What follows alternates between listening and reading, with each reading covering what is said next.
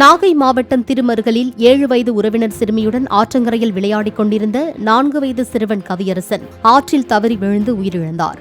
சிறுமியின் அலறல் சத்தம் கேட்டு ஓடிவந்த உறவினர்கள் ஆற்றில் இறங்கி உடலை மீட்டனர்.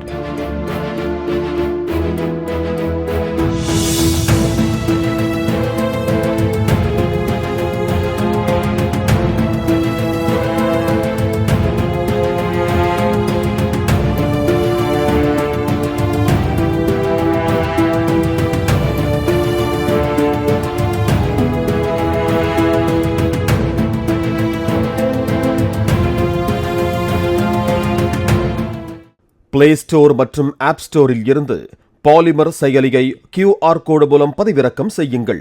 செய்திகளை உடனுக்குடன் பெறுங்கள்.